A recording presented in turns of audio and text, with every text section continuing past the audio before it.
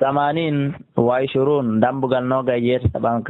رياض الصالحين نيت ان ستر عورات المسلمين في سرغول أو أوراج يلبين بمعنى أي بيجي يلبين والنهي هدوغول أن إشاعتها ساكتوغول أي بيجي مبنين لغير ضرورة قال داء اللرة بمعنى قال داء كبوسي يدون واده ستاينو يهي تبي كو يويرته هراي كو دون مؤينتا هراي كو يدون كدي واده قال الله تعالى التي تدعون دال إن الذين يحبون أن تشيء الفاحشة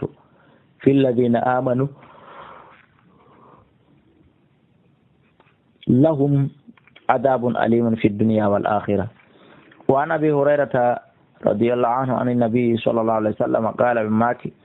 لا يستر عبد عبدا وتجيء دو سر جيء دو في الدنيا كادنا دو إلا ستره الله سيونا على قد سر يوم القيامة يندرنغ رواه مسلم. وعن يتام ماكو قال ماكي سمعت من رسول الله يقول بماكا وكل أمتي دندنانغال مفتي أندن معافا قد يافا إلا المجاهرين سيونا بيدو فينينو ببوني فاسا فاس. وإن من المجاهرة أن نجيا فينينغول بوني أن يعمل الرجل بليل عند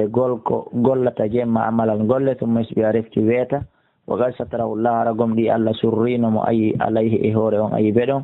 فيقول ويمو أولي ستنبين بيا فلان عملت البارحة نقول لي وجمع فئير لو كذا وكذا قدمي هو يهانك وقد بات قم لي ووالك يستره ربه يوم مكه نسرمه قوت عندالي ويسبي أنت يكشف ستر الله عنه همهون كيه بيتا قدوة نسران لندي الله سبحانه وتعالى سرمه متفق عليه. وأنه يتام مكة النبي ويتا النبي صلى الله عليه وسلم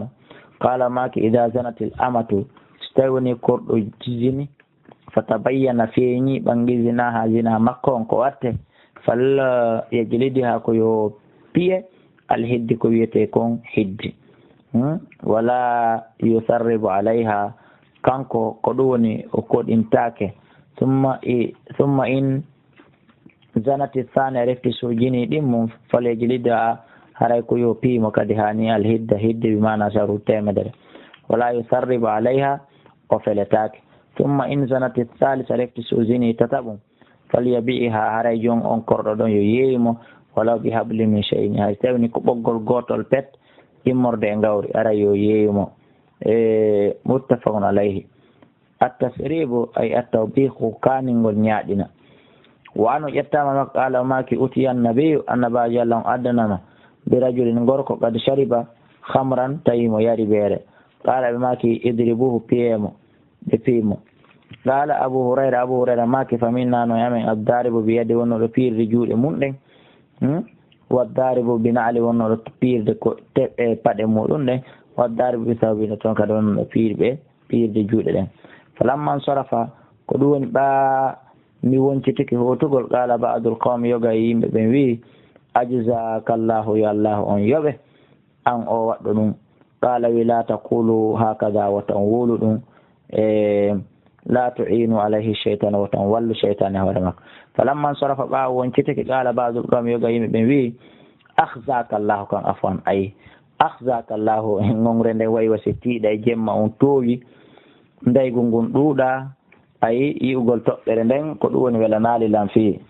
nday ko ngon ko manki kon on yaafoto ɓe inni ɓa o waɗi ɗum ɓe wi ahtaka allahu allah hoynima allah wirtima palnelaaɗo ma la taqulu hakada wa tan wolirtake ni la tu'inu alayhi shaytan tan wallito iblis e hoore makko rawahu al-bukhari ko imam bukhari woni ko filli hadise o wallahu a'la wa a'lam.